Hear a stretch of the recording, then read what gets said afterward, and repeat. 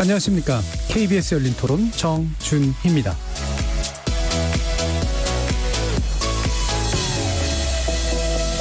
KBS 열린 토론, 오늘은 정치 재구성으로 여러분을 만납니다. 추석 연휴 끄트막이었던 지난 주말, 여야 정치권에선 때 아닌 산성 논란이 불거졌습니다. 법원이 차량 시위 일부에 제한적으로 허용했던 개천절 집회에 대응하여 광화문 광장 주변을 경찰 버스로 둘러 차벽을 설치한 것을 두고 민주주의에 반하는 산성을 쌓았다는 비판을 야당이 제기하자 여당은 방역을 위한 필요한 조치였다고 반박했습니다. 그러자 또 야당은 놀이동산에 몰린 인파를 방치한 것은 방역 이중잣대가 아니냐고 재반박하면서 방역 차원의 적극적 조치의 타당성을 둘러싼 정치 공방이 재현되고 있죠. 관련 내용 포함해서 추석 연휴에 불거진 정치권 현안에 대해서 정치 재구성 논객들과 함께 짚어보겠습니다. 이어지는 2부에서는 국정감사 이슈를 다뤄볼 텐데요. 7일 시작되는 제21대 국회 첫 국정감사를 민생 국감으로 만들다는 게 어제 만찬 회동을 한 여야 원내대표의 다짐이었는데요. 국방위의 경우 벌써부터 파행 조짐이 보이고 있습니다.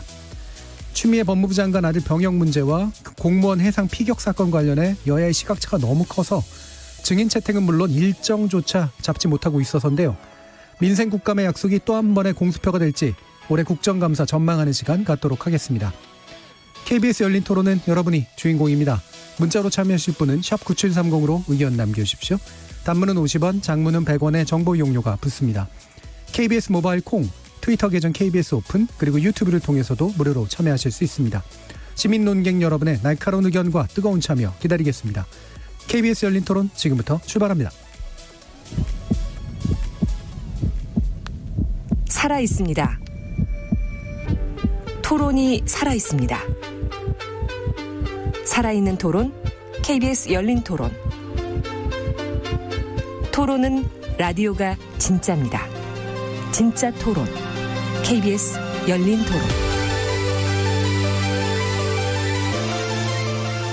정치를 보는 색다른 시선, 정치의 재구성 함께해 주실 네 분의 논객 소개하겠습니다.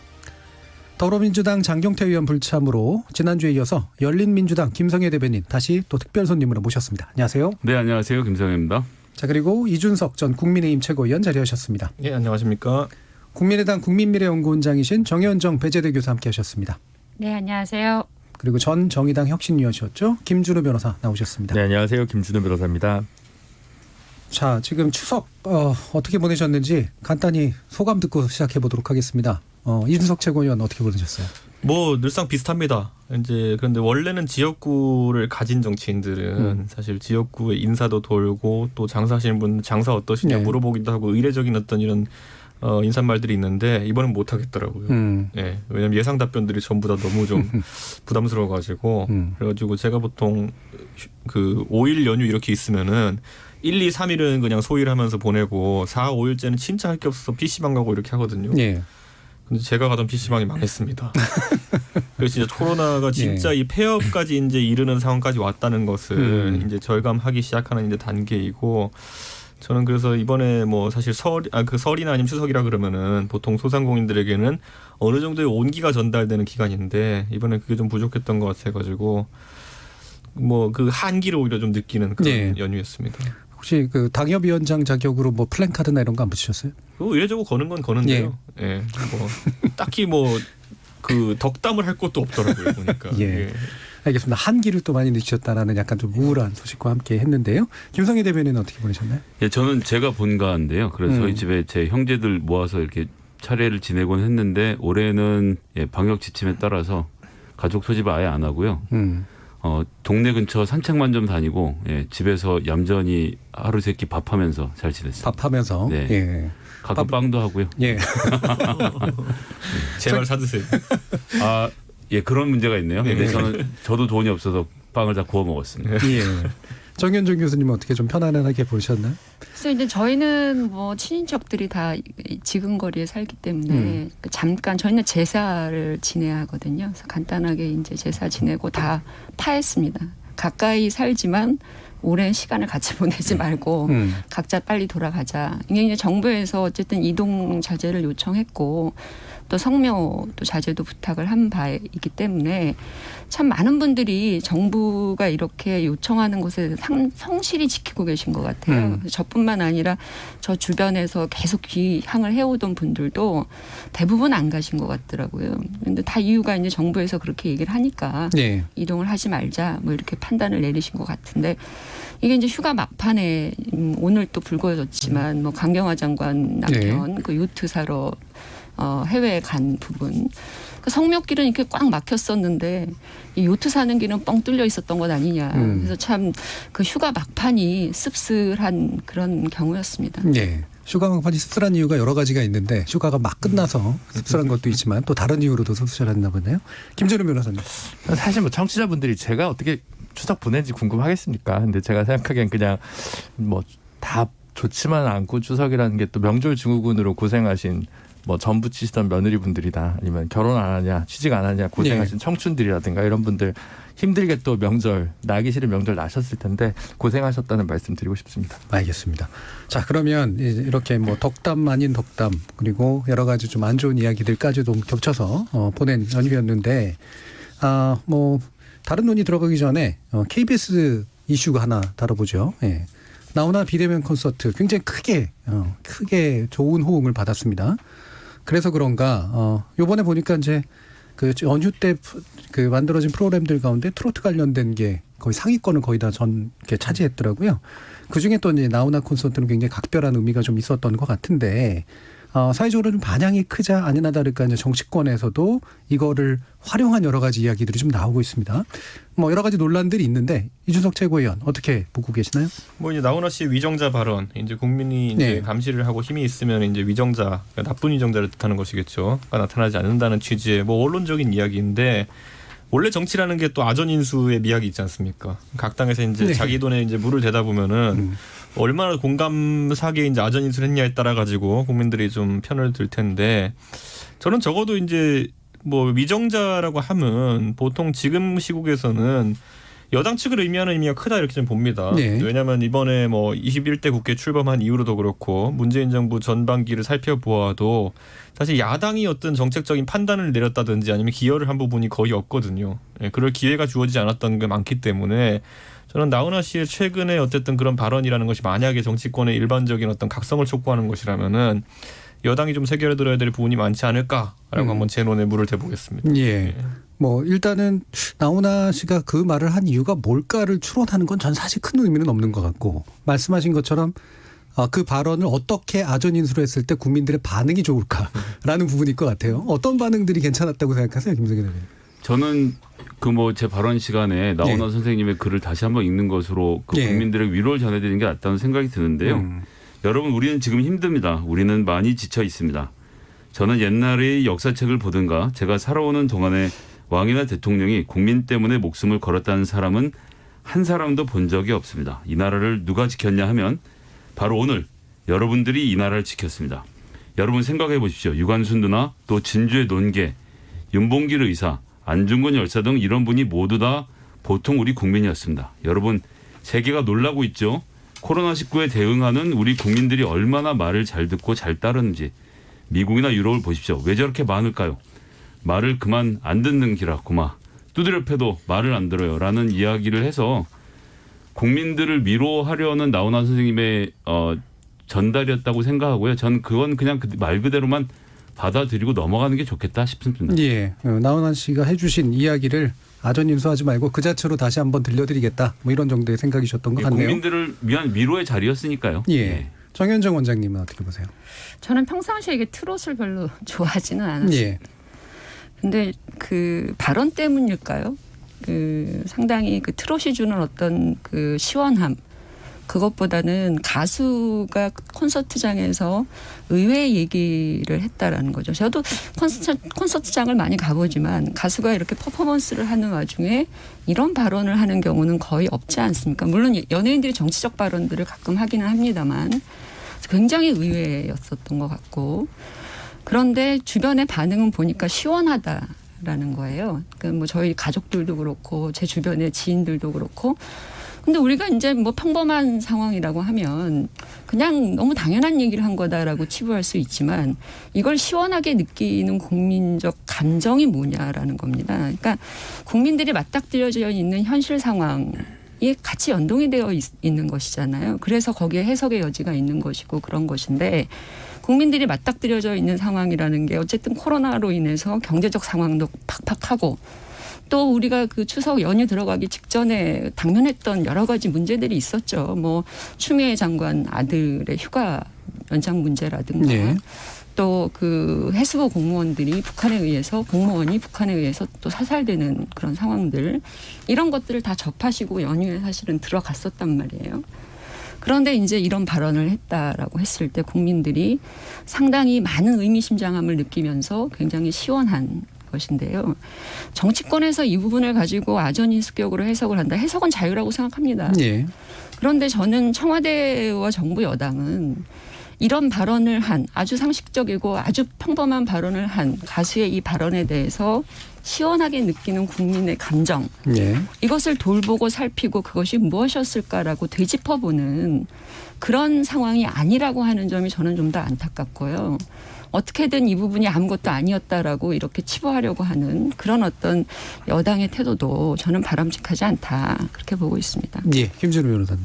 뭐 정치인들이 뭐 이렇게 글쎄요 제 눈에 뭐 물을 갖다 댄 건지 곡학 아세인지 뭐 알 길은 없지만 뭐 이해는 하는데 나훈아 씨가 뭐 오랜만에 공중에 나와서 발언하는 것이니까 비중 있게 다뤄지는 면은 있긴 하겠지만 사실 셀럽 뭐 인플루언서 이런 사람들이 발언하는 것보다 사실은 야당의 원내대표가 무슨 말을 했느냐 야당의 대표가 무슨 말을 했냐가 더 무게감이 실려야 되는 거거든요. 예. 약한 야당의 어떤 반증이 아닌가 이 사태 자체가 저는 그렇게 좀 보여지는 측면이 있는 것 같고요. 그래서 뭐 더 이걸 뭐 얘기하는 게 좀 큰 의미가 있을까라는 생각을 좀 하고 있습니다. 예. 그래서 여기까지만 얘기하겠습니다. 자, 이제 개천절 집회로 넘어가 보죠. 근데 어쨌거나 기획은 네. 너무 좋았어요. 예, 기획은 뭐 상당히 훌륭하고 제가 뭐 KBS 좀 PD님 굉장히 웃고 계신데 네. 예, 굉장히 수신료의 가치를 느꼈다는 예, 분들이 많더라고요. 제가 공영방송 연구자로서 종종 얘기한 게 정말 압도적인 이벤트를 몇 개씩만 해라. 네, 그게 수신료의 가치를 느끼게 해준다 그랬는데 제가 이번에 재방은 안 하기로 했는데 재방하더라고요. 스페셜 방송. 예, 그게 이제 그 다른 편집 방송이었다고 얘기를 그래요? 하더라고요. 예. 제가 근데 이제 이번에 방역 때문에라도 제발 좋은 특선 영화를 편성해달라고 한 적이 있었는데 예. 특선 영화보다 훨씬 효과가 좋은 그런 편성이었던 것 같습니다. 자, 그리고 뭐 나훈아 씨가 굉장히 그 취지에 동의해준 면이 있어서 역시나 굉장히 큰 의미가 있었던 이벤트였던 것 같습니다. 자, 그런데 이제 개천절 집회 문제. 다행히 큰 문제는 없었습니다. 근데 큰 문제가 없었던 게 이른바 차벽을 세웠기 때문에 방역적으로 큰 문제가 없었던 건지 아니면 그 집회를 참여하시는 분들의 어떤 나름의 시민성이 발휘가 된 건지 뭐 여러 가지 해석들은 있을 수 있을 것 같은데 일단 국민의힘 측은 재인산성이라고 이름을 붙였어요. 이런 비판 정현정 원장님 어떻게 보십니까? 뭐 이제 일종의 비유이겠죠. 네. 근데 그 사실은 그 국민의 어떤 생명 안전을 위해서 정부가 강력한 어떤 보호막을 만들어낸다는 것에 대해서 반대할 사람은 누구도 없다고 네. 하는 것이죠. 코로나19에 대한 재확산을 염려해서 그 광화문에 그 거대한 차벽을 세웠다라고 하면 저는 이 정부의 이런 방역 조치가 일관되어야 한다고 생각을 합니다. 그러니까 누구냐에 따라서 또는 어디냐에 따라서 어디는 아주 강력한 그런 보호막을 형성하고 어디는 그냥 내버려 두고 이런 식의 어떤 차별이 있거나 그 다름이 있다라고 하면 정부의 어떤 이런 그 이번에 그 차벽 문제가 재인산성이 아니라 정말 코로나19를 위한 그런 강력한 보호막이었다라고 하는 그 주장이 설득력을 잃게 될 것이다라는 생각이고요. 그러니까 언제 우리나라 국민들이 정부가 강력한 방역 조치를 취할 때 이렇게 재인산성이라고 하는 비꼬는 그런 투의 말들을 꺼내놓은 적이 있었나요? 다 네. 받아들이고 수용했던 거잖아요. 근데 이번에는 그런 얘기가 나오고 있다라고 하는 점은 정부도 이 부분에 대해서는 사실 생각을 해봐야 된다고 생각하고요. 아까 말씀하신 것처럼 어린이 대공원과 같은 그런 놀이공원들 사람들이 많이 모이는 공간에 정부가 그렇게 차벽을 세우지는 않잖아요.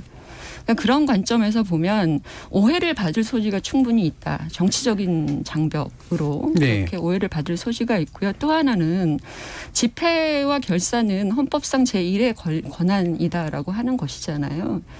근데 이번에 그 부분을 뭐 우리가 생명권도 중요하기 때문에 어느 정도의 제한은 필요하다고 보여지지만 너무 과잉 대응이었다라는 것이죠. 네. 그 광화문 당일날 그 다녀오신 분들은 알 거예요. 그 어마어마한 차별 문제를 넘어서 여러 번 신문을 당하는 그 체크 포인트들을 거쳐가면서 신분증을 보여주고 또 뭐 여러 가지 것들을 보여주면서 마치 그 80년대 저희 학교 다닐 때 그 검문 받는 이런 방식으로 그러니까 출퇴근하는 인파 뭐 여러 인파들이 그렇게 다 받았다고 하더라고요. 그러니까 이게 과연 그 어떤 철저한 코로나에 대한 어떤 대비의 모습인가 아니면 국민들의 기본권을 일정하게 제약을 하고 있는 이런 정부의 모습인가 국민들은 혼돈스럽다고 하는 것이죠. 그렇기 때문에 재인산성이라고 하는 그런 비유가 나오고 있다라고 하는 점이고요.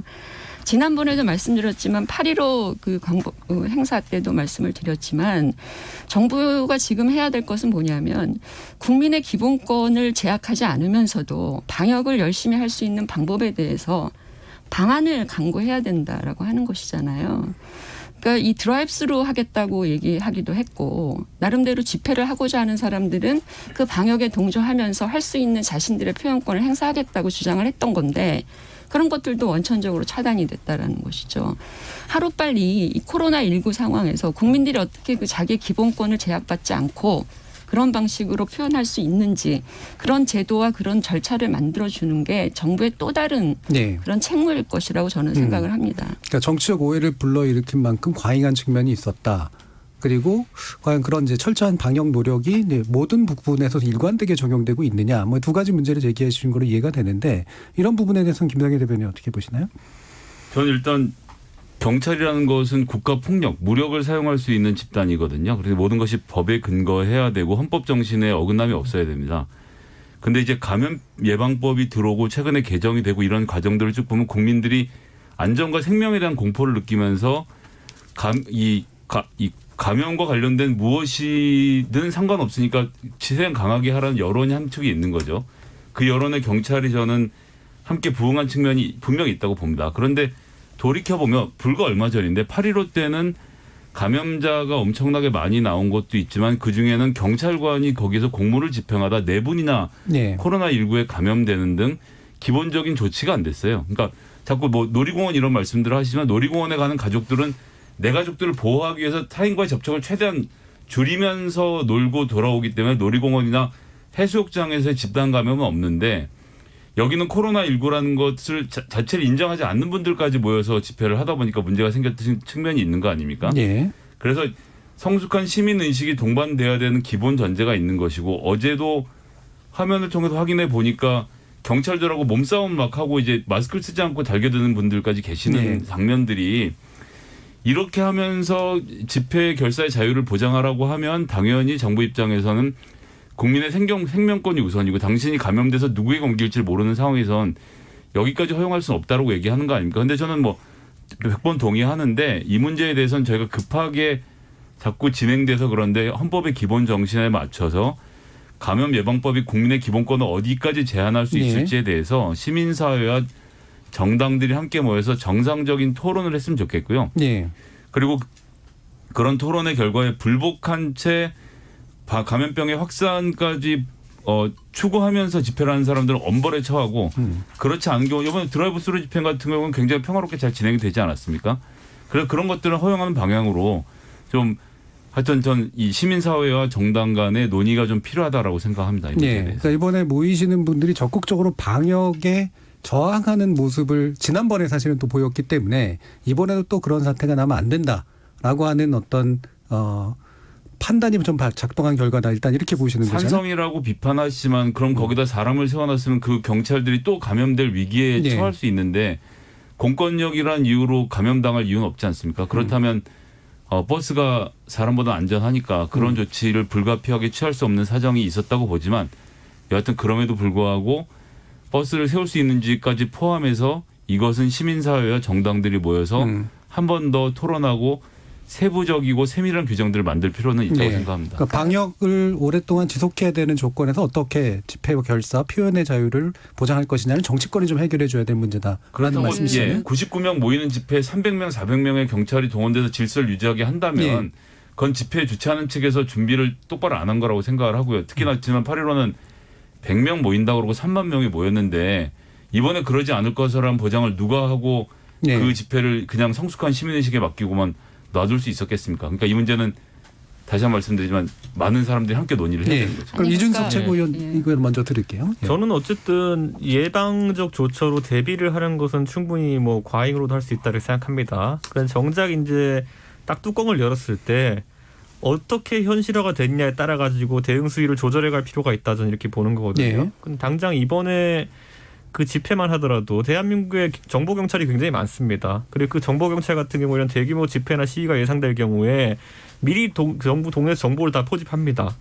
대충 얼마나 많은 인원이 뭐 예를 들어 상경 시위를 하는 것인지 아니면 어떤 사람들이 가려고 하는 것이다. 정보 경찰이 정보를 취득했다 그러면은 이번 집회라면 지난번에 광복절에 비해 가지고 결국은 그 우두머리 격인 사람들이 가졌던 그런 과오 있지 않습니까? 그때 뭐 신을 믿으면 안 걸린다부터 시작해가지고 이랬던 분들이 상당히 주류에서 밀려난 상태에서 기획된 집회입니다. 그렇기 때문에 그런 부분에 대한 위험은 좀 덜했다라고 이 사전에 인지할 수 있었고요. 그리고 무엇보다 국민 개개인이 지금 상황에 시위를 한 데 있어가지고 내 개인적인 안전과 방역을 포기하고까지 또는 어느 정도 위험에 빠뜨리면서까지 집회를 할 아젠다가 있었느냐 하면 이번엔 그건 아니에요. 그러니까 사실 집회라는 것이 아젠다가 매우 명확하고 강하면은 사실 방역이 뭐 다음 순위로 차순위로 밀리는 가치가 될 수 있습니다. 그런데 지금은 예를 들어 광복절이라든지 아니면 개천절 날이 되니까 모이는 집회의 성격 아니겠습니까?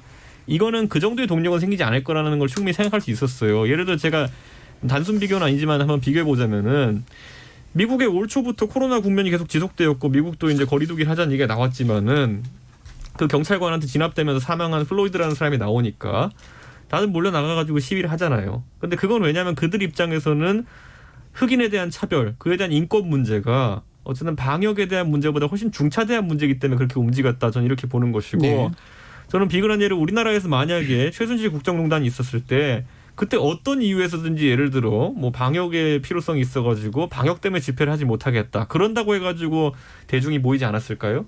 저는 결국에는 이거는 여당도 야당도 한번 생각해봐야 될 것이 여당 입장에서는 결국 차벽이 이걸 막아줄 것도 아니고요. 아니면 뭐 어떤 본인들이 어쨌든 겁을 주는 행보가 이 집회를 막을 수 있는 것도 아니고요.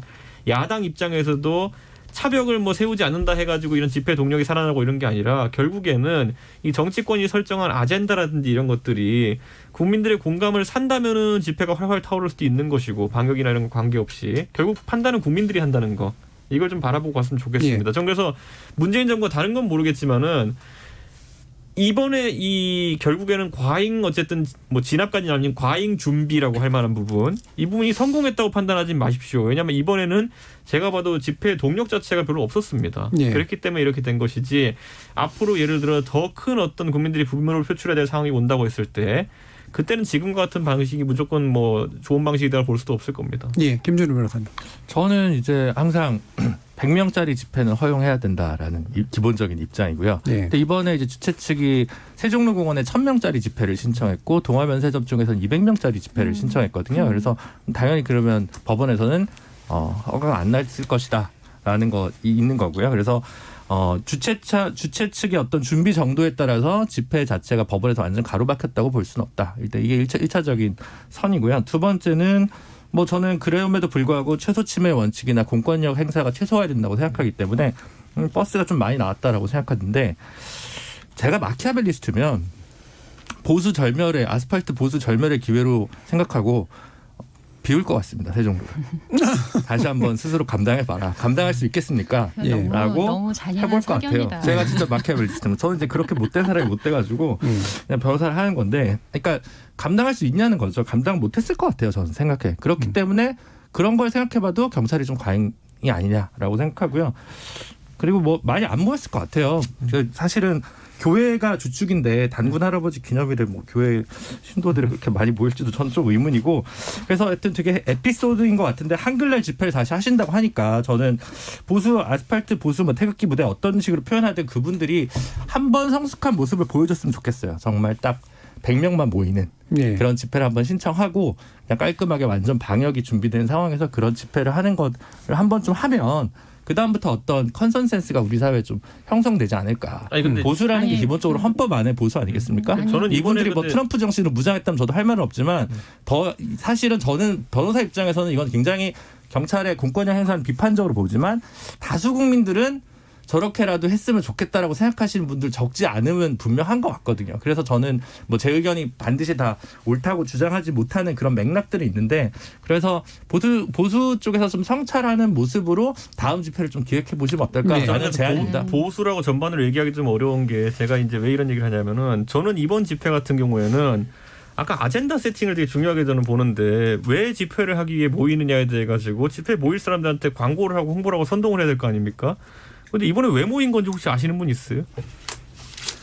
다 문재인 정부 퇴진하자고 하는 일 아닙니까? 그건 늘 하는 거고 그분들이. 네. 그런데 이게 이 날에 꼭 모여야 될 이유가 무엇이냐에 대해 가지고 사실 그러니까 이 집회가 얼마나 엉성한 기획되었냐면은 그것조차도 없었던 것이에요. 그러니까 결국 뭐 드라이브 스루라자 형식에 대한 부분이 논점이 됐었지 왜 모이자는 것에 대해 가지고 그냥 뭐 모일 사람 모여라 제2의 정도. 3.1운동이라고 국민의힘의 비대위원장님이 치아까지 하신 집회를 그렇게 폄하하시면 어떡합니까? 결국 집회를 하지 말라는 거였잖아요. 그러니까 그러니까 제가- 당신들이 그런 마음을 네, 갖고 있는 거 정의정 알겠지만은 근데 이제 우리가 이 발언을 할 때 저는 조금 개인적으로 이해가 안 되는 몇 가지 지점이 있어요. 그 조금 전에 김준우 변호사 제가 평상시에 굉장히 좋아하는 패널임에도 불구하고 뭐 마키아벨리를 인용하셨지만 뭐 보수의 전멸 뭐 대통령에게는 보수도 국민이잖아요. 그런 차원에서 상당히 그 좀 거슬리는 것이다라고 생각이 되고요. 대통령 그런 생각을 하시면 안 되는 거죠. 또 하나는 지금 말씀하신 것처럼 이 신청한 입장에서는 규모가 한 1,000명에서 200명 정도 집회 원래인지 집회 이제 신청할 때 그 참여 인원들을 내잖아요. 네.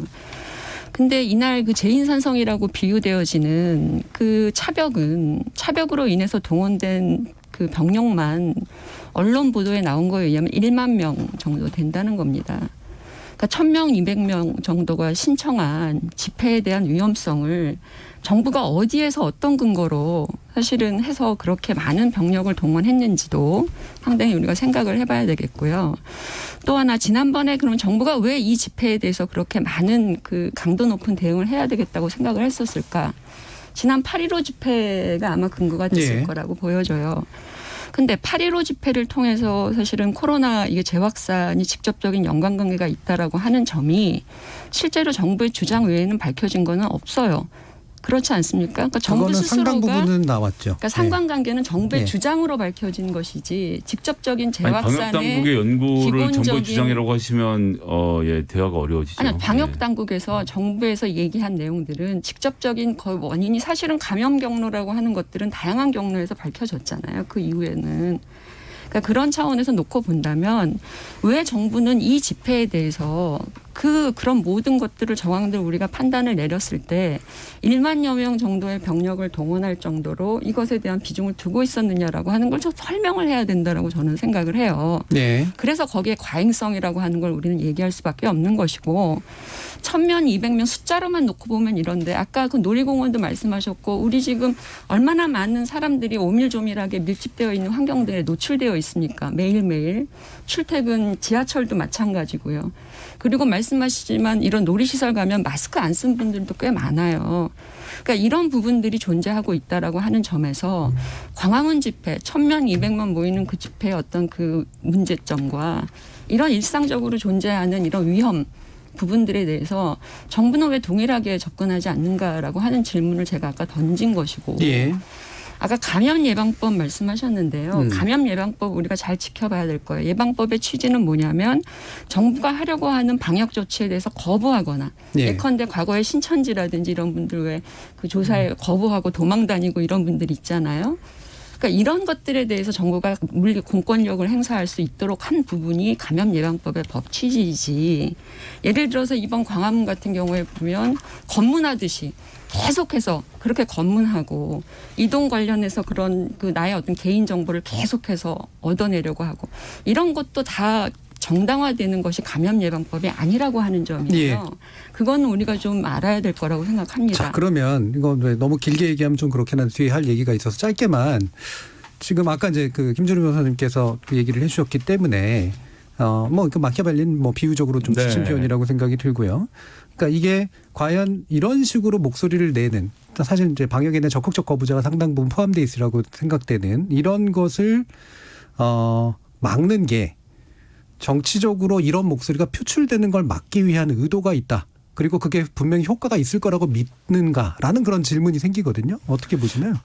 그러니까 저도 그게 좀 구분되는 것 같아요. 그래서 네. 이제 뭐 예전에 명박산성이랑 그대로 비교하는 건 좀 말이 안 된다고 생각하거든요. 이건 내로남불이랑 아무 상관이 없고 감염병이 지금 있는 상황에서의 재난 시기에서의 특별한 조치이기 때문에 좀 다른 문제가 있다고 저는 분명히 생각합니다. 그런데 아무리 생각을 해봐도 버스가 그러면 뭐 10분의 1로 줄고 이제 경찰이 뭐 반 이하로 줄었으면 그건 과잉이 아니라고 했을까? 예를 들면 지난번에 몇만 명이 모인 집회였으니까 뭐 이 정도는 필요했다. 경찰청장이 그렇게 얘기하면 뭐 할 얘기가 없는 거예요. 이럴 때는 무리하다 싶을 정도로 적극적 조치를 해야 한다고 주문하시는 국민분들이 계시니까요. 네. 그러니까 아예 그냥 집회는 금지됐지만 불법에 대한 책임과 모든 구상권은 너희가 책임져라라는 망신으로 아예 그냥 물론 이제 청와대나 정부종합청사 같은 데는 경찰차로 좀 두를 수 있겠지만 대로나 광장은 그대로 비워놔도 어땠을까라는 생각을 해보긴 해요. 근데 저는 이제 못할 것 같아요. 근데 이제 위험하지만 그게 아니면 이거를 정부에 대한 비판을 하시는 분들이나 경찰에 대한 비판을 하시는 분들이 어느 수준이면 자기들은 이 정도는 필요한 최소치의 어떤 공권력의 행사였을까라고 논증해 주시면 좋을 것 같거든요. 그러니까 저는 잘 떠오르지 않아서 차라리 비워두고 본인들이 책임져라라는 방식이 어땠을까라는 상상을 해본 거예요. 네. 네. 저희 뭐 이제 저희 야당 측에서도 계속 모이지 말라, 자제해라, 뭐 지금 하는 목적이 뭐냐 이것들을 계속 물었기 때문에 저는 뭐 상당수의 야권 지지층 같은 경우에는 그 부분에 실제 영향을 받는 부분도 있다 이렇게 네. 봅니다. 그러니까 결국에는 이런 어떤 정치 메시지의 영역이라는 거는 정당이 좀 책임감을 발휘하는 것이 중요하다 저는 이렇게 보고요. 지금쯤에서 이제 무슨 산성이다 이런 레토릭이라는 수사라고 하는 것은 뭐 야당이 늘 여당에게 할 수 있는 이런 이야기고 우리가 사실 차벽을 치고 또 좀 심한 경우에 컨테이너 산을 쌓고 이렇게 하는 것들이 사실 이명박 정부 때 하도 이제 야당에서 그것에 대해서 비판적인 의견을 많이 개진해서 명박산성이라는 고유명사가 나온 것이지 원래 시작은 노무현 정부였습니다. 그때 광화문에 처음에 미선희 호순이 할 때 그때 이제 처음 차벽이 등장했고 2015년 11월에 에이펙 할 때 그때 이제 부산에 컨테이너 벽을 처음 쳐가지고 이제 산성류가 등장한 건데 저는 이건 모든 이제 정부가 지금까지 사실 아까 말했던 것처럼 참 편리하긴 하죠. 왜냐하면은 경찰이랑은 건 밀고 땡기고 죽창으로 찌르고 할 수 있지만은 컨테이너에는 죽창으로 찌르는 사람이 이상한 사람 아닙니까? 그렇기 때문에 그런 어떤 본인들 편리성 때문에 이런 식의 소통 차단을 이제 방식으로 삼은 건데 저는 MB 때도 이제 명박산성이나 이런 것에 대해서 저는 굉장히 비판적인 의견이었고 앞으로도 이게 그냥 넌 사람을 상대하니 그냥 컨테이너를 상대해라 이런 식의 문화 아니면 차벽을 상대해라 이런 문화가 과연 옳은 건지에 대해 가지고는 좀 이 기회에 네. 한번 논해볼 필요가 있다 싶은 게 아까 말했던 것처럼 이 차벽이나 아니면 컨테이너라는 거는 당파성을 가진 문화가 아닙니다. 거꾸로 어쩌면 아까 나훈아 씨가 얘기했던 위정자들, 중에서 힘이 쓰는 위정자들이 국민들 중 일부 자기 마음이 안 드는 사람들과는 아예 소통을 하지 않겠다는 의지로 쌓는 게 차벽이고 컨테이너벽이거든요. 저는 그런 의미에서 좀 봤으면 좋겠습니다. 네. 김상환 대변인까지. 전 그렇게 말씀하시긴 좀 무리가 된다고 생각을 하는 게 이제 신원식 의원이 현역이 아니던 시절에 이제 장군해서 작년에 집회할 때 보면 문재인은 김정은의 하수 빨갱이이기 때문이다라는 뭐 얘기를 한다든지 문재인을 끌어내려야 된다라는 직접적인 표현을 집회에서 하고 그 집회에 수만 명이 호응을 하고 그런 과정을 통해서 이분을 공천을 해서 당선까지 되지 않습니까? 제가 뭐 신원식은 한 사람을 예를 드는 건 아니지만 그렇게 해서 이 아스팔트 우파 세력을 국민의힘이 자기의 세력이라고 해놓고 그러고 이제 와서 뭔가 그것이 아닌 것처럼 말하는 이런 상황. 그러니까 지금까지 집회의 자유에 관련돼서 문재인 정부는 100% 허용하고 있었다고 저는 생각하거든요. 다만 이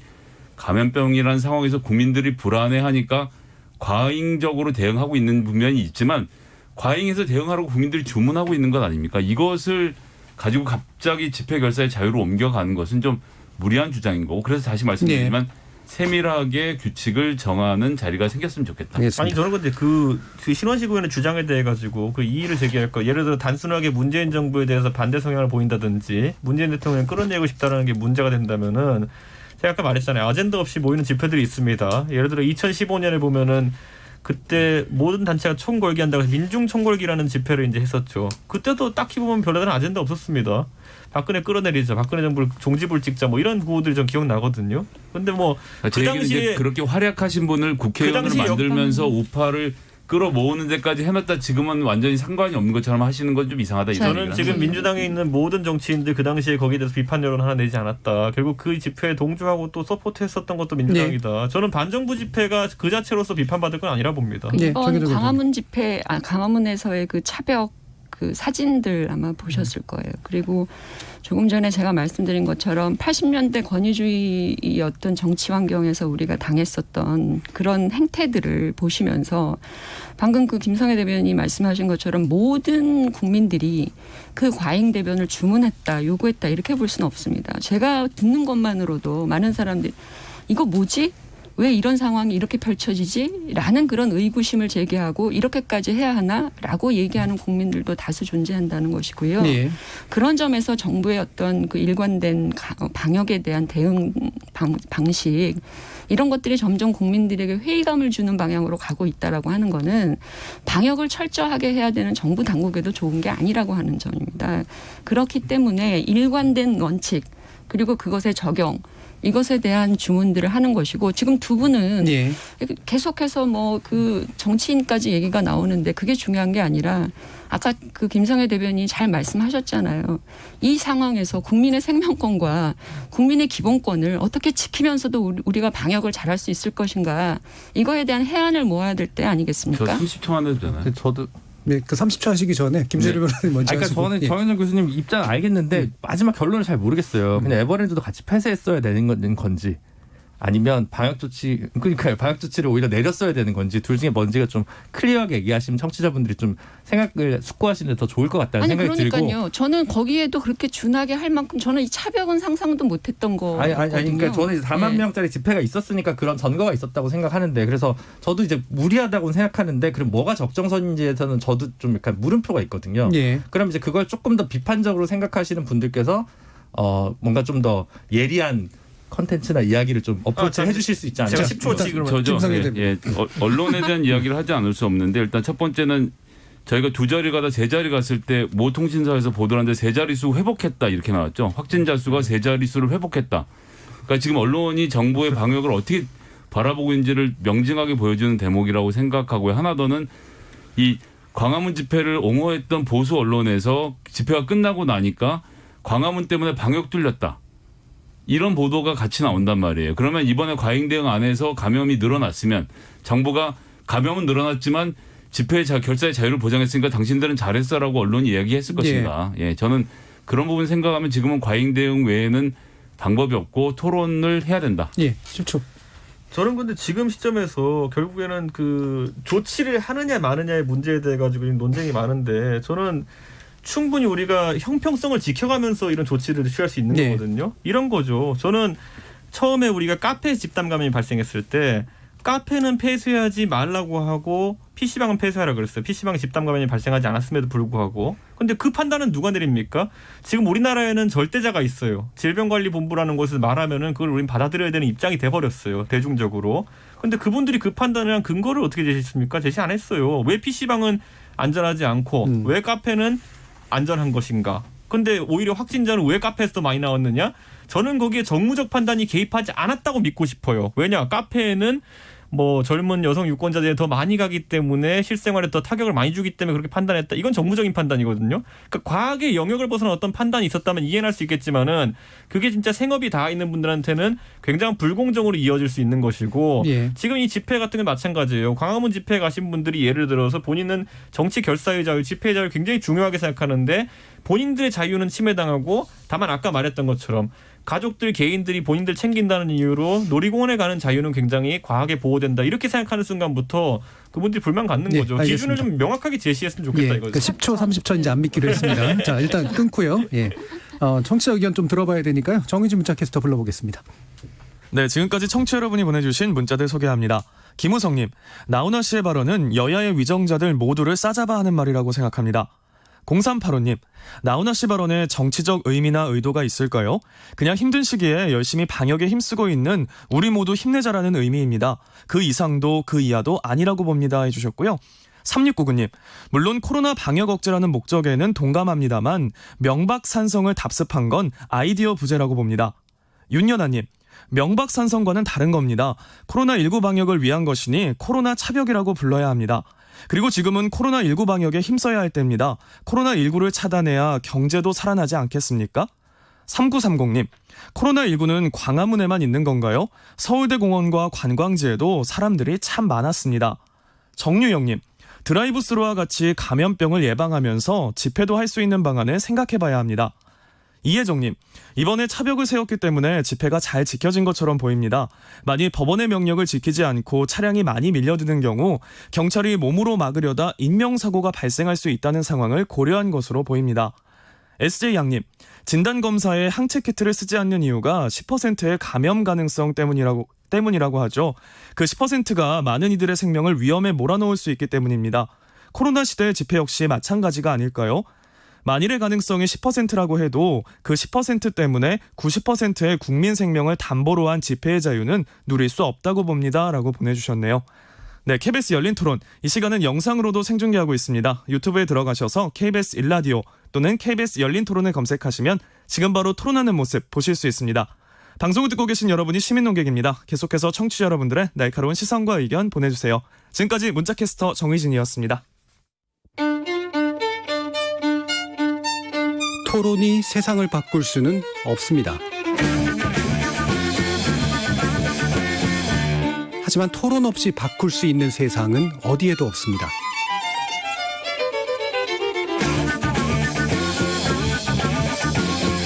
세상의 선한 변화를 갈망하는 당신. 정답이 아니라 질문의 힘을 믿는 당신.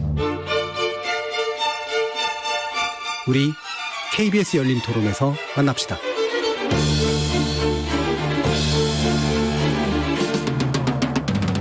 KBS 열린 토론 월요일 코너 정치의 재구성 함께하고 있습니다. 김준우 전 정의당 혁신위원, 정현정 국민의당 국민미래연구원장, 이준석 전 국민의힘 최고위원, 김성회 열린민주당 대변인 이렇게 네 분과 함께하고 있는데요. 자, 이제 국정감사 이야기로 넘어가 볼 텐데요.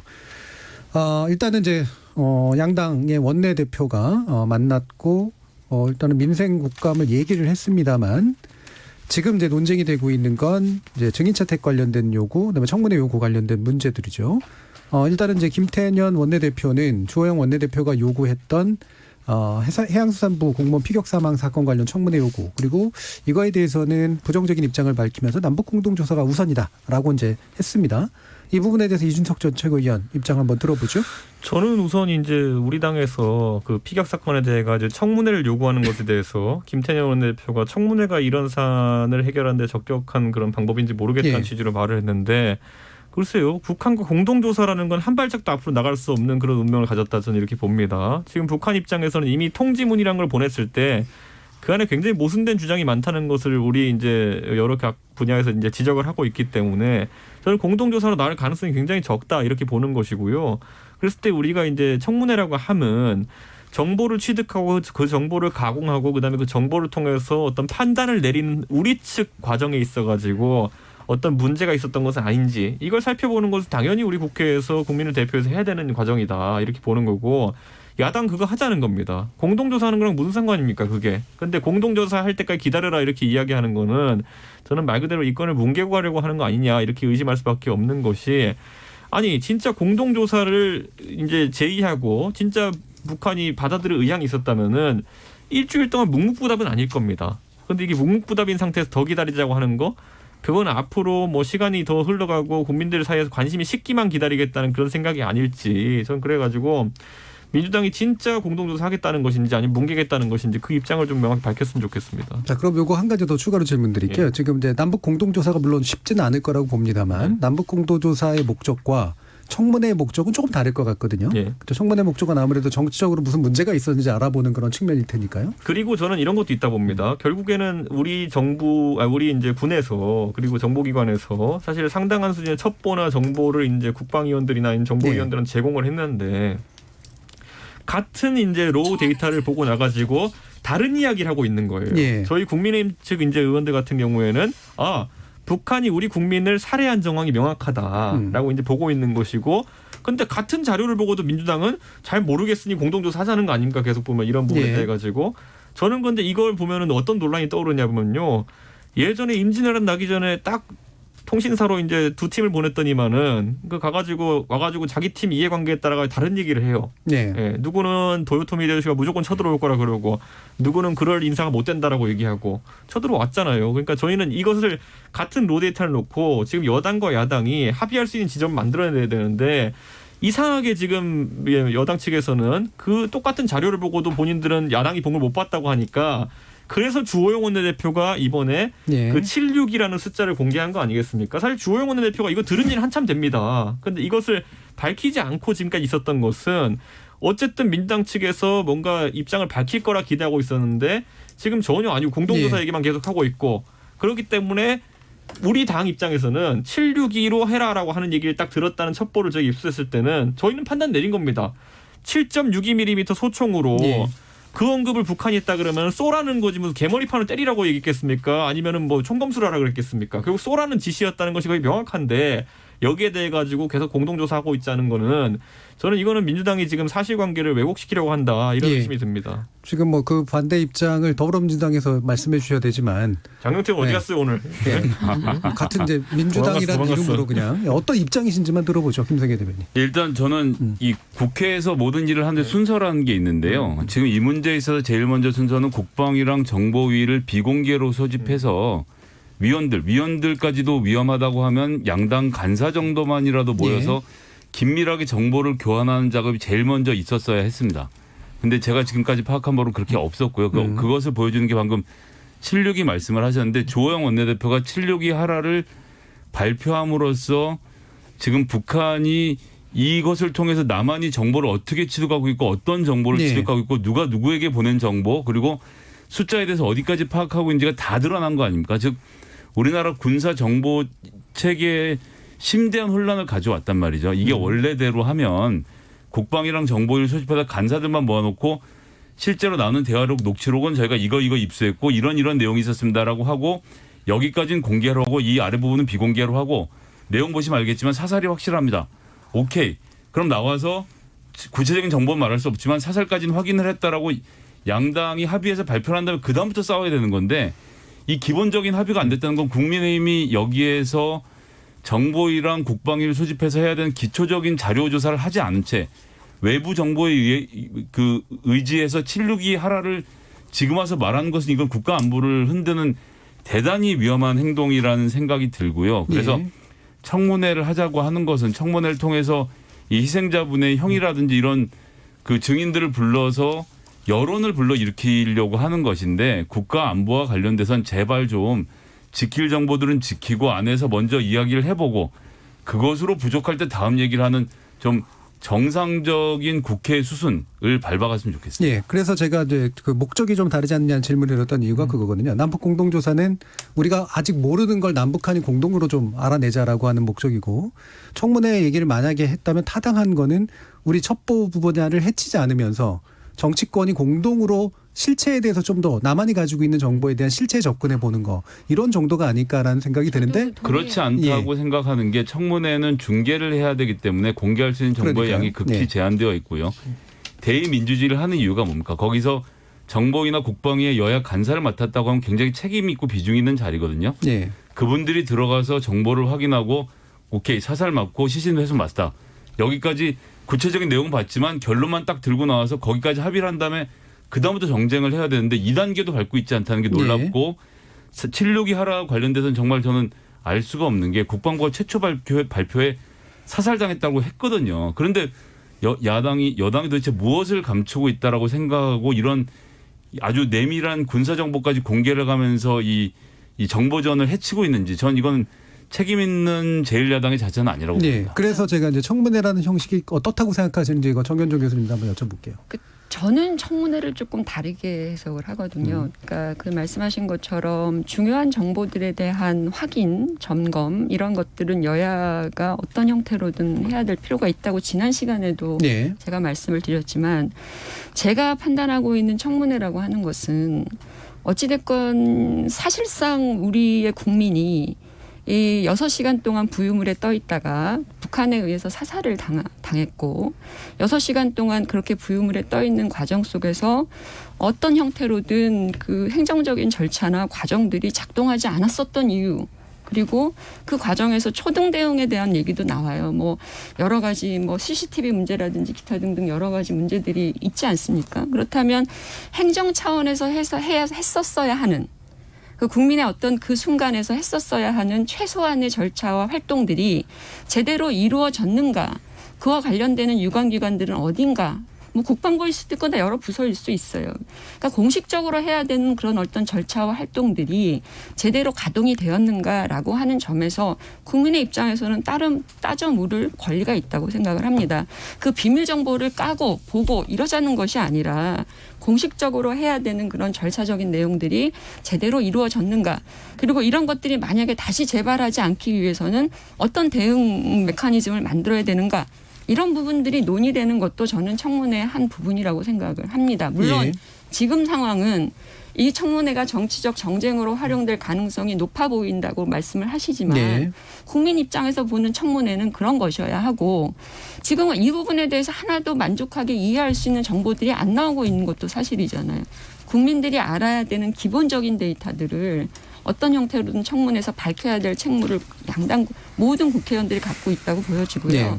왜 그 정도의 청문회는 안 된다는 겁니까? 자, 저는 이렇게 되묻고 예, 싶습니다. 공개적 형식의 청문회와 여야 정치인들이 실체를 제대로 파악해서 뭔가 책임을 묻기 위한 첩보적 성격의 어떤 비공개적 어떤 방식도 충분히 있을 텐데. 그걸 먼저 해보고 난 다음에 예. 청문회를 하든 국정감사를 하든 정하면 되겠죠. 예, 그 단계에 대해서 이제 문제 제기를 해주셨던 거예요, 김준우 변호사님. 저도 뭐 김성애 대변인 말에 전적으로 동의하고요. 예, 어제 김태년 원내대표랑 주호영 원내대표가 만찬을 했다는 거 아닙니까? 좀 생산적인 만찬이었으면 좋겠다는 바람이 있는데 야당이 정부를 비판하는 건 야당의 책무고 뭐 그래서 이제 뭔가 좀 행정적인 처리나 뭐 어떤 사건의 처리에 있어서 좀 의심스러운 정황이 있으면 추상같이 묻는 것이 야당의 고유의 역할 중에 하나라고 분명히 생각합니다. 근데 우리 이제 야당의 좀 오래된 어느 정당이 야당을 하든 간에 야당의 나쁜 문법은 이제 그래서 뭘 하자는지는 잘 모르겠고 그냥 여당이 잘 못했으면 좋겠어. 여당 흠집 냈으면 좋겠어. 그럼 내가 잘 돼라는 약간 그런 시소 게임적인 공방이 많은 것에 좀 지친 정치인들이 지친 시민들이 많다고 저는 생각을 하거든요. 그래서 이번 논란도 좀 저는 투트랙으로 그러니까 아까 김성애 대변인 말씀하신 대로 처음에 이제 비공개로 필요한 정보들을 공유하고 그 이후에 좀 정치적이나 뭐 법적인 책임을 져야 될 부분이 있으면 다시 좀 정치적 공론회장에서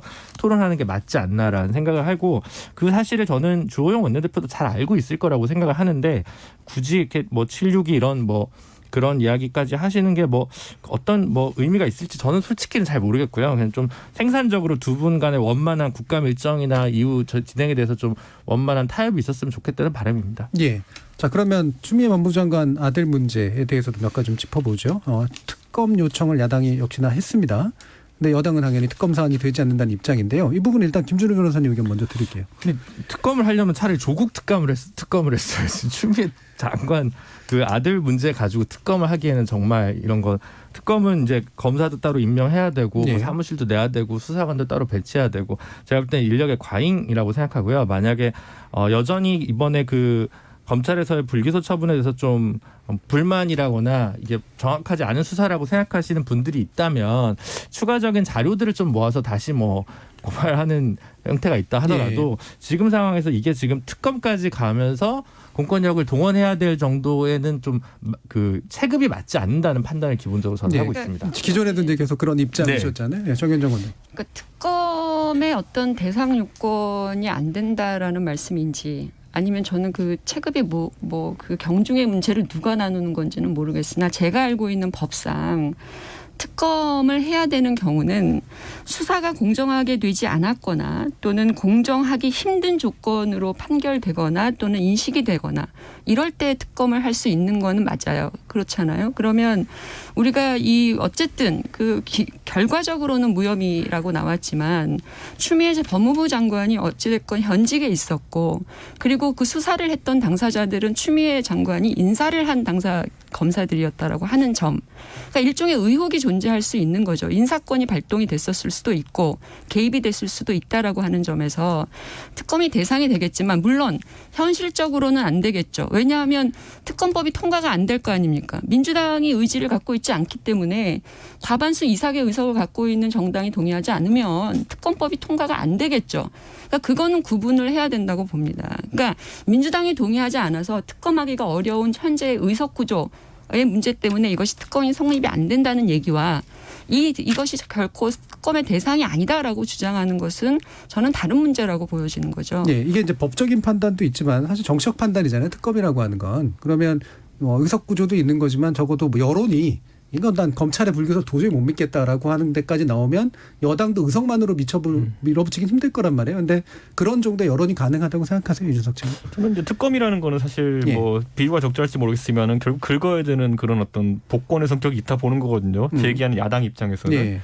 과거에도 보면 2012년에 이제 디도스 사건이 일어났을 때 거기에 대해 가지고 어느 정도 실체적인 규명을 해서 검찰이 발표를 하지만은 못 믿겠다 그러고 특검 가자 그래가지고 나온 게 아무것도 없었거든요. 내국종 특검 같은 경우에도 기대치에 비해 가지고 결과가 적게 나왔던 것이고 반대로 국정농단 특검 같은 경우는 애초에 이제 주렁주렁 열려 있었으니까 그 건수가 그거 다 이제 따가지고 이제 결국 탄핵까지 간 것이고 이런 것들을 보면은 사실 특검이라는 거는 한쪽 측면에서는 야당의 어쨌든 뭐 이런 정쟁 사안에 대해서 불씨를 이어가기 위한 목적도 있지만은 반대로 여당 입장에서 또 쿨하게 받아들여가지고 불을 끄는 역할을 하는 경우도 있어요. 덜어보면은. 왜냐하면 특검으로 넘어가는 순간 야당이 이런 정쟁의 소대를 활용할 공간이 굉장히 줄어듭니다. 특검 결과를 지켜보자 한마디면 종결되는 거거든요. 근데 지금 시점을 봤을 때 추미애 장관의 건이 다소 이제 불씨가 지금 이제 뭐 무혐의 판단이 났음에도 불구하고 사라지지 않은 것은 기본적으로 사실관계에 있어가지고 추미애 장관 측에서 했던 해명들이 많이 틀린 것으로 드러났고 무엇보다도 지금 그 사실관계만으로 봤을 때는 많은 국민들이 외압이냐 아니냐의 판단에 있어가지고 그 가치 판단을 하는 지점인 것이지 전화를 안 했다 이런 문제는 더 이상 아니거든요. 그렇기 때문에 저는 이런 부분 같은 경우에는 충분히 여당 입장에서도 클리어 받기 위해 가지고 한 번 더 특검에 손을 들어줄 수도 있다. 저는 이런 느낌입니다. 예전에 이명박 박근혜 정부 때는 뭐 의석이 부족해가지고 특검 받아줬겠습니까? 자, 김성애 대변인. 일단 저는 깜짝 놀랄 얘기는 이 검찰을 고발한 당사자가 국민의힘이잖아요. 그러니까 그때 검찰을 믿을 수 있고 8개월 지나서 검찰을 보니까 못 믿겠다라고 말하는 것은 좀 앞뒤가 맞지 않는다고 생각하고 지금 또 국정감사 시즌이기도 하고요. 그리고 가장 중요하게는 뭐 이건 정치적인 레토릭일 수 있는데 쇠는 뜨거울 때 쳐야 되거든요. 근데 이미 이 추미애 장관이라는 아젠다는 식은 쇠입니다. 그리고 뭐 무혐의도 어느 정도 애매하게 무혐의가 났으면 더 물고 늘어질 게 있겠지만 제가 보면서 제일 깜짝 놀랐던 건 그 해당 보좌관이 의원으로 추미애 의원을 모셨던 시절부터 지금까지의 카톡 기록 그냥 그대로 갖고 있다는 얘기거든요. 17년께 그냥 그대로 나왔으면 그럼 검찰 이걸 다 확보하고 이걸 증거로 캐비넷에 넣어놓고도 무혐의로 처리했다는 것이 전 모든 걸 보여준다고 봐요. 그중에서 일부만 공개됐지만 나머지가 특검이 아니라 뭐 10년 있다 무슨 이 역사 진상조사위원회가 파봐도 나올 게 없기 때문에 여기서 끝난 문제라서 이것을 특검으로 물고 늘어질 문제라고 저는 동의가 어렵고 그리고 군대를 갔다 온 뭐 남성들의 의견인지는 모르겠습니다만 군대 내에서 벌어지는 여러 가지 이런 일들이 과연 이렇게까지 국력을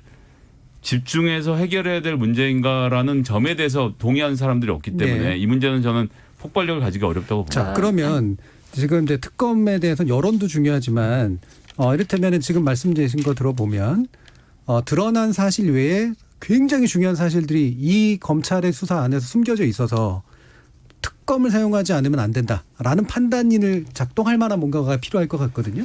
그럴 정도라고 생각을 하세요? 저는 실제로 그때 이제 휴가 이제 지원했다는 대위의 증언도 보면은 사실 추미애 장관에게 불리한 증언들이 많고 무엇보다도 지금까지 단 한 번도 추미애 장관 측에서 속 시원하게 해명하지 못한 부분이 뭐 결국 그 당직 사병이 전화했을 때 처음엔 전화 안 했다 그랬어요. 추미애 장관 측에서는. 그건 전화를 한 것은 확인되었고 황 의원은 사과까지 했죠. 전화를 했을 때 왜 추미애 장관 아들은 본인의 휴가가 연장된 것을 인지하지 못하고 나 휴가 연장됐다는 말을 하지 않았느냐. 세상에 그걸 왜 다른 대위가 와가지고 당직 사병한테 말을 해줘야 되는 상황이었냐. 정상적인 휴가 연장이 아니라는 그런 얘기를 했음에도 불구하고 이 질문을 계속 야당이 했음에도 불구하고 거기에 대한 답변은 뭐냐면은 전화한 적이 없다.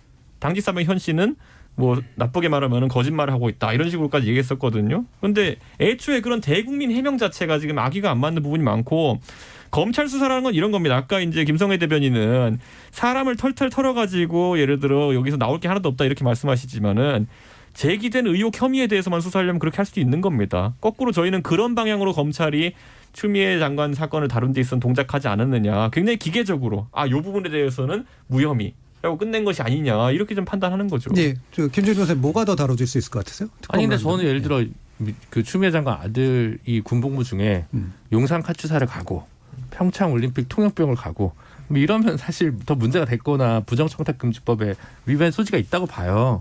근데 못 갔잖아요. 그래서 저는 석연치 않고 부조리한 일들이 좀 있었던 것 같다.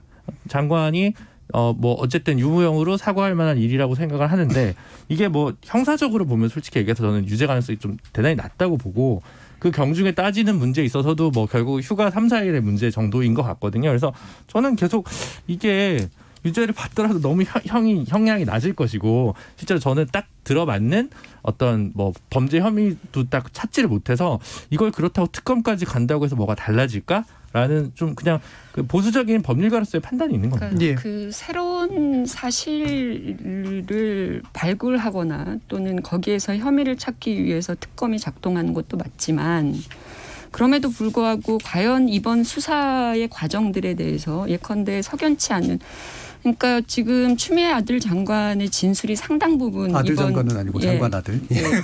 추미애 장관의 아들인 그분이 서모 씨가 기본적으로 진술했던 내용이 이번 검찰 수사 과정에서 상당히 많이 반영되었다라고 하는 점이 이미 또 얘기가 나오고 있단 말이죠. 그리고 그 지원 장교도 진술을 계속 번복을 하는 이런 부분들. 그러니까 이게 명과 진위가 따져지지 않은 상태에서 이 결과로 이르게 된 과정이 석연치 않다. 그러니까 어떤 증거를 어떻게 활용해서 판단을 내리느냐에 따라서 결과가 달라질 수 있다 그러면 사실은 이 부분에 대해서 문제 제기를 할 수 있는 것이라고 보여지고요.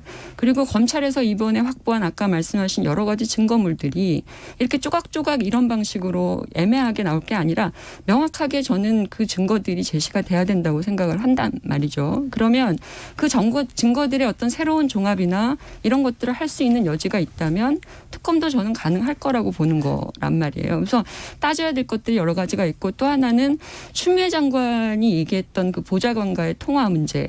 이것도 지시다 아니다 뭐 이것도 정의가 또 다른 것 같아요. 그러니까 이번 검찰은 그 지시의 정의를 어떻게 내렸는지 모르겠지만 상식적인 사람들 차원에서 보면 검찰이 공개한 그 그 문자 메시지는 보더라도 상당 부분 해석의 여지가 있는 것들이 있단 말이에요. 근데 왜 검찰은 그런 부분에 대해서 전혀 판단을 내리지 않은 것일까라는 의구심이 있기 때문에 그것만으로도 특검의 어떤 내용들을 확보할 수 있는 거 아니냐 그런 것이죠. 그러니까 우리나라 특검이 특검법으로 하도록 만들어진 이유는 특검을 써야만 하는 상황이 생겼느냐 아니냐에 대한 엄밀한 판단을 필요로 하는 건데 판단들이 좀 다르세요. 마지막으로 김성애 대변인. 전 뭐 다른 것은 나타나서 조각조각 정보가 제공됐다는 부분에 대해서만 한 말씀 더 드리고 싶은데요. 이게 우리나라가 검찰이 흘려준 정보를 언론이 보도하는데 너무 익숙해져서 그런데 이번 보도는 정보공개위원회에서 내용을 다 파악해보고 어디까지 공개할 건지를 회의를 한 다음에 공개한 것이니까 거기까지 하고 검찰의 수사 결과를 믿는 정도까지는 해야 저희가 국가로서 기능을 한다는 기본 전자의 다음 토론이 진행되는 거니까 특히나 카톡 내용 같은 경우는 원래 공개 안 하려고 했다 공개하는 방침을 바꾼 것까지 포함하면 이런 위원회들 정보공개위원회나 이런 각각 위원회들의 검찰의 견제 활동도 저희가 좀 인정하고 받아들이는 가운데 이런 토론이 진행됐습니다. 저는 알겠습니다. 근데 검찰 개혁이 이제 진행된 마당에 이제 보면은 검찰 개혁의 결과물로서 그런 어떤 증거 자료들로 인해 가지고 대검에서 보완 지시를 내렸는데 동부지검 받아들이지 않고 그냥 종결시켰거든요. 이게 검찰 개혁된 겁니까 아니면 계약된 겁니까? 자, 알겠습니다. 지금 마지막으로 1분씩만 국민의힘의 그 청년위원회 관련된 논란에 대해서 간단한 총평들 들어보도록 하겠습니다. 예, 이준석 최고위원. 제가 이제 정치하면서 이제 원로 한 분이 저한테 이제 밥을 사주면서 하셨던 말씀이 기억납니다. 2012년이죠 벌써. 청년자 들어간 활동이랑 디지털자 들어간 활동은 하지 마라. 네. 그게 왜 그러냐면요. 이 집단들이 지금까지 정당 내에서 사실 청년이나 아니면은 해당 기술자들을 굉장히 부려먹는 형태로 이용되었던 조직들인 게 맞고요. 그리고 그 안에서 어쩌면 강요된 불법들을 저지르는 경우도 있고요. 어느 정도는 선거를 치르다 보면은 그렇기 때문에 굉장히 위험한 조직이다. 그리고 저는 이제 소수자들을 보호하기 위해서 만들어진 상설위원회들, 청년, 여성, 장애인위원회 같은 것들이 과거에 우리가 통신이 이런 게 좀 안 좋을 때는 뭐 그런 어떤 상설위원회 조직이 대표성 가지고 활동하는 것이 의미가 있었다 저는 이렇게 보지만은 지금 그 국민의힘 여성위원회가 대한민국의 절반에 해당하는 여성을 대표하는 어떤 활동을 하고 있다든지 그럴 대표성을 가진 집단이라고 아무도 생각 안 할 겁니다. 청년위원회도 국민의힘 청년위원회가 대한민국의 청년을 대표할 권위가 또는 아니면 지식이나 이런 게 있다고 생각하지 않을 겁니다. 그렇기 때문에 저는 이거는 과거에 우리 소위 말하는 야인시대 드라마 때부터 와왔던 그 청년 조직 그대로 계승되어 온 그냥 관성에 따라 유지되는 조직이지 앞으로 정당들에서 이제 바뀌는 세태에 맞춰가지고 개혁해야 될 부분이다. 저는 그렇게 생각하고 알겠습니다. 그래서 이번에 터졌다 봅니다. 김준우 변호사님. 아니 국민의힘 대표 청년 정치인 이준석 최고위원께서 이 문제에 대해서 책임을 지고 뭔가 청년위원회 혁신 방안을 좀 내놓는 게 중요하지 않을까. 뭐 김병민 위원도 있지만 그런 생각이 많이 들고 뭐랄까 육성 없는 기회. 교육훈련을 제공되지 않는 그저 기회와 무대만을 제공해 주는 것만으로는 오히려 당에 나쁜 결과를 초래할 수 있는 뭐 굉장히 어떻게 보면 일어날 법한 일이 일어났다라는 건데요. 뭐 꼭 좋은 건 아니죠. 이제 개인분들도 굉장히 당황스러웠을 것이고 그래서 좀 청년을 외치기만 하지 말고 좀 정확한 정책과 고민 속에서 청년 정치인을 육성할 수 있는 프로그램을 제1야당도 좀 갖췄으면 좋겠다는 바람입니다. 정현준 교수님. 그러니까 이번에 그 문제의 함의는 제가 볼 때는 이 청년 정치인들이 새로운 패턴의 정치를 하기보다는 기성 정치인들에 의해서 뭐 아까 뭐 교육되거나 주입되거나 강요된 그런 활동을 하다 이런 사단이 벌어진 것이라고 하는 점은 저는 모든 정당들이 뼈아프게 받아들여야 한다. 그러니까 그분들을 경질한다고 해서 끝날 문제가 아니라 이것은 국민의힘이 자기 정당의 모습으로 받아들여야 한다라는 것이고요. 지도부부터 저는 사과하고 책임지는 모습을 보여줘야 되지 일부 청년위원들을 어떻게 처벌한다든지 이런 방식으로 해소될 문제가 아니고 기성 정치인과 지도부가 사과해야 한다라고 생각합니다. 예.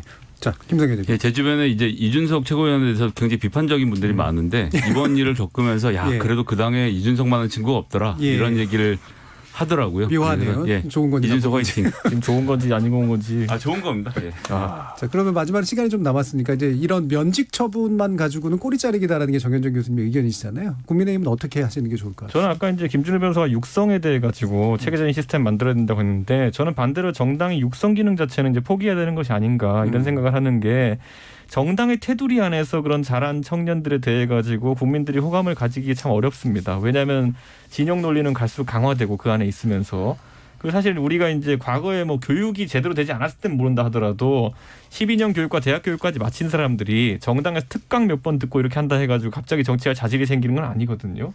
그리고 유럽식 정당 육성 모델 이런 걸 얘기하는 사람도 있는데 되게 환상 속에서 얘기를 해요. 무슨 가보면 거기는 다들 뭐 집체 교육하고 모봉체조라도 하는 줄 아는데 아닙니다. 거기도 평상시에 그냥 자기 살 거 살다가 일 있을 때 와서 토론이나 하고 이 정도입니다. 그런데 자꾸 육성식 모델을 가져간다는 것 자체가 육성은요. 정당에서 이런 프로그램 참여하라는 거는 시간과 돈을 가진 일부에게만 열려있는 기회입니다. 그렇게 했을 때 그게 어떻게 공평한 정치 참여의 길일 수 있겠습니까? 그냥 저는 정당이 일정한 선발 기준을 가지고 그것이 공천이든 아니면 다른 기회든지 간에 선발의 기준만 공정하게 가져가고 육성은 사회가 하는 거다. 애 키우는 건 사회가 하는 거지. 그건 알겠습니다. 어떻게 뭐 몇몇이 한다고 되는 건 아니라 이렇게 봅니다. 예, KBS 열린 토론 월요일 코너 정치의 재구성 이것으로 모두 마무리하겠습니다. 오늘 토론 함께해 주신 김성애 대변인, 이준석 전 최고위원, 정현정 교수님 그리고 김준우 변호사님 네 분 모두 수고하셨습니다. 감사합니다. 감사합니다.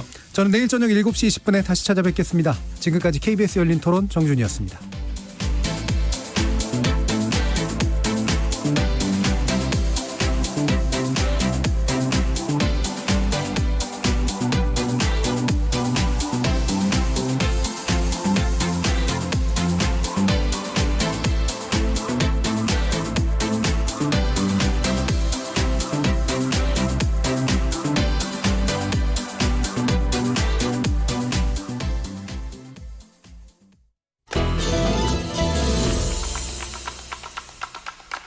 코로나19의 확산세가 심각합니다.